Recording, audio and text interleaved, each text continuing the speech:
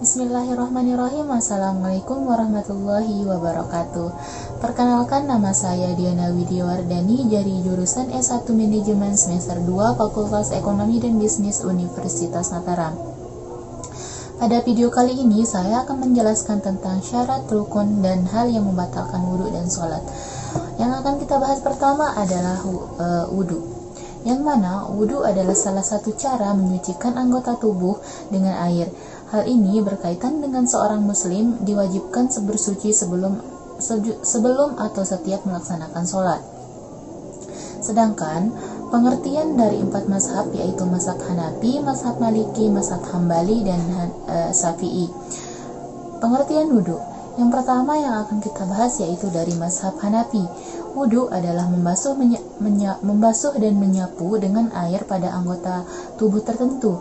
Sedangkan menurut mazhab Maliki, wudhu adalah yaitu taharah dengan menggunakan air yang mencakup anggota badan tertentu dengan cara tertentu pula.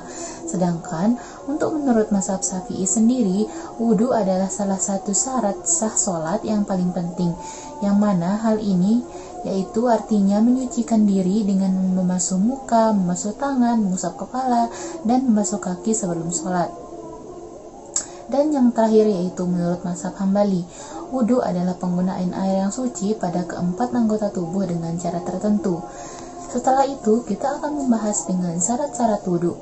Syarat-syarat wudhu di sini terbagi menjadi 2. Yang pertama syarat syah wudhu dan syarat wajib wudhu. Syarat wajib wudhu terdiri dari 6. Yang pertama berakal. Orang yang gila tidak wajib dan tidak syah wudhunya apabila penyakit gilanya kambuh. Hal ini disetujui oleh 3 mazhab, yaitu mazhab Maliki, mazhab Syafi'i, dan mazhab Hambali. Yang kedua balik. Bagi anak-anak tidak diwajibkan untuk berwudhu. Hal ini disetujui oleh keempat mazhab tersebut. Sedangkan yang ketiga yaitu Islam. Orang kafir tidak diperintahkan untuk beribadah ataupun melaksanakan syariat-syariat lainnya. Maka dari itu, orang kafir tidak diwajibkan untuk berwudhu. Hal ini disetujui oleh mazhab Hanafi. Sedangkan menurut mazhab Maliki, Syafi'i, dan Hambali, hal ini termasuk dalam syarat sah wudhu dan bukan termasuk ke dalam syarat wajib wudhu. Yang keempat yaitu mampu menggunakan air yang suci dan mencukupi. Menurut mazhab Hanafi dan Maliki sendiri, orang yang mempunyai air tetapi tidak mencukupi bagi semua anggota tubuh meskipun hanya untuk sekali penggunaan, maka ia tidak diwajibkan untuk berwudhu. Sedangkan menurut mazhab Syafi'i dan Hambali, wajib untuk menggunakan yang tidak mencukupi hal tersebut, kemudian ia melakukan tayamum. Sedangkan yang kelima dan yang keenam yaitu suci dari haid dan nifas. Apabila seorang wanita telah berhenti dari keduanya menurut pandangan cara, maka mereka wajib untuk bersuci atau berwudhu. Sedangkan yang ketujuh adalah waktu yang sempit, di mana waktu yang sempit yaitu pada akhir waktu dan waktu yang panjang yaitu pada permulaan waktu. Pada waktu yang sempit, seorang tidak diwajibkan untuk berwudhu, sedangkan waktu yang panjang tidak diwajibkan untuk berwudhu. Hal ini disetujui oleh seluruh mazhab. Selanjutnya yang akan kita bahas yaitu syarat-syarat wudhu. Syarat syah wudhu, yang mana syarat syah wudhu diartikan sebagai perkara yang menjadikan syarat sahnya bersuci menurut mazhab Hanafi. Wudhu dapat dianggap sah dengan 3 syarat, namun menurut mazhab lain wudhu dapat dianggap sah dengan 4 mazhab. Yang pertama, meratakan air yang suci ke kulit, yaitu meratakan air ke seluruh anggota yang wajib dibasuh hingga tidak ada bagian tertinggal. Hal ini disetujui oleh 4 mazhab. Yang kedua yaitu menghilangkan apa saja yang menghalangi air sampai ke anggota tubuh seperti cat kuku pada wanita ataupun cincin. Sedangkan yang ketiga yaitu tidak terdapat perkara yang membatalkan wudhu seperti haid dan nifas.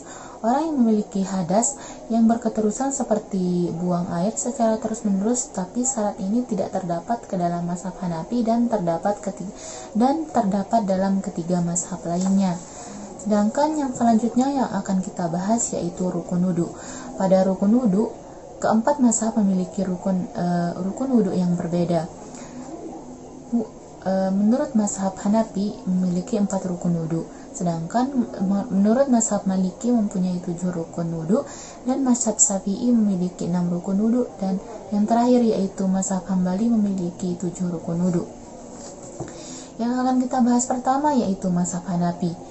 Menurut mazhab Hanafi, rukun wudu yaitu membasuh wajah, membasuh tangan, mengusap tangan, dan membasuh kaki. Sedangkan menurut mazhab Maliki yaitu niat, membasuh wajah, membasuh tangan, mengusap kepala, membasuh kaki, mualah, dan adal. Sedangkan menurut mazhab Syafi'i sendiri, rukun wudu terdiri dari niat, membasuh wajah, membasuh tangan, mengusap kepala, membasuh kaki, dan tertib. Dan yang terakhir yaitu menurut mazhab Hambali. Menurut mazhab Hambali sendiri, rukun wudu terdiri dari niat, membasuh wajah, membasuh tangan, mengusap kepala, membasuh kaki, tertib, serta mualat. Dan yang akan kita bahas selanjutnya yaitu hal-hal yang membatalkan wudu. Adapun hal-hal yang membatalkan wudu di sini yaitu yang pertama, keluarnya sesuatu melalui 2 lubang kubul dan dubur. Hal ini tidak disetujui oleh 3 mazhab, dan menurut mazhab Maliki batal apabila keluar sesuatu yang lazim juga dari lubang yang lazim. Yang kedua yaitu tidur yang bukan dalam posisi tamakun. Hal ini batal menurut keempat mazhab tersebut. Sedangkan yang ketiga yaitu hilang akal karena mabuk, tidur, atau sakit. Hal ini disetujui oleh keempat mazhab bahwa hal tersebut dapat membatalkan wudu. Sedangkan yang keempat yaitu menyentuh kemaluan dengan telapak tangan. Ketiga mazhab yaitu mazhab Maliki, mazhab Syafi'i, dan Hambali maka dapat membatalkan wudu. Tapi menurut mazhab Hanafi sendiri hal tersebut tidak batal. Sedangkan yang kelima yaitu menyentuh kulit lawan jenis yang bukan mahram. Hal ini batal menurut mazhab Syafi'i, Hanafi, dan Hanafi. Sedangkan menurut mazhab Maliki dan Hambali hal tersebut tidak batal. Selanjutnya kita akan membahas tentang sholat, yang mana sholat merupakan kewajiban bagi umat muslim atau umat Islam. Adapun syarat-syarat sholat sendiri, yang di sini terdapat 6 syarat sholat. Yang pertama, sucinya tempat sholat. Yang kedua, menutup aurat dari pandangan. Yang ketiga, sucinya pakaian. Yang keempat, sucinya dari hadas. Yang kelima, sucinya badan dari najis. Yang keenam, mengetahui masuknya waktu sholat. Dan yang terakhir yaitu menghadap kiblat. Adapun rukun sholat, yang mana pengertian rukun sholat di sini yaitu setiap perkataan atau perbuatan yang membentuk hakikat sholat. Jika salah satu rukun sholat tidak ada, maka sholat tersebut dianggap tidak sah. Dan menurut mazhab Hanafi sendiri ada 6 rukun sholat. Yang pertama, takbiratul ihram. Yang kedua, berdiri. Yang ketiga, membaca al-fatihah. Yang keempat, ruku. Yang kelima, sujud. Dan yang terakhir yaitu duduk tasyahud akhir. Menurut mazhab Syafi'i sendiri, di sini ada 13. Yang pertama takbiratul ihram, kemudian yang pertama niat, yang kedua takbiratul ihram, yang ketiga berdiri, yang selanjutnya membaca al-fatihah, ruku, i'tidal, duduk antara 2 sujud, duduk tasyahud akhir, membaca tasyahud akhir, membaca salawat nabi, salam, serta tertib. Sedangkan menurut mazhab Hambali sendiri, yang pertama takbiratul ihram, yang kedua berdiri, yang ketiga membaca al-fatihah, ruku, i'tidal, duduk dua sujud, yang selanjutnya duduk tasyahud akhir, membaca tasyahud akhir, salawat nabi, salam, tertib, serta yang terakhir yaitu tumakninah. Selanjutnya yang akan kita bahas yaitu hal-hal yang membatalkan sholat. Menurut mazhab Hanafi sendiri, hal-hal yang membatalkan sholat di sini ada sebagai berikut. Yang pertama, berbicara dengan sengaja, lupa, tidak tahu hukumnya karena keliru. Selanjutnya, membaca doa yang mirip dengan perkataan manusia. Yang ketiga, membaca banyak bergerak. Yang selanjutnya memalingkan dada dari kiblat. Selanjutnya menggerutu, berdaham tanpa alasan, makan dan minum, dan lain sebagainya. Sedangkan menurut mazhab Maliki sendiri, hal-hal yang membatalkan sholat yaitu meninggalkan salah satu rukun dengan sengaja, menambah rukun dengan sengaja, tertawa terbahak-bahak, makan dan minum dengan sengaja, muntah dengan sengaja, banyak bergerak, dan lain sebagainya.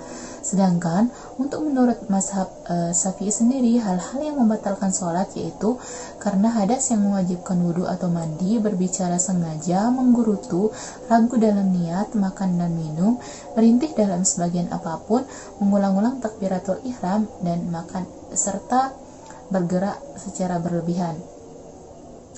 Dan yang terakhir yaitu menurut mazhab Hambali sendiri, hal-hal yang membatalkan sholat yaitu banyak bergerak karena najis yang tidak dimaafkan, membelakangi kiblat, mendahulukan sebagian rukun, dan sengaja membuka aurat. Itulah penjelasan tentang syarat. Itulah penjelasan dari syarat rukun dan yang membatalkan wudhu dan sholat menurut 4 mazhab. Mungkin hanya ini yang dapat saya sampaikan, kurang lebihnya mohon dimaafkan. Wabillahi taufiq wal hidayah. Wassalamualaikum warahmatullahi wabarakatuh.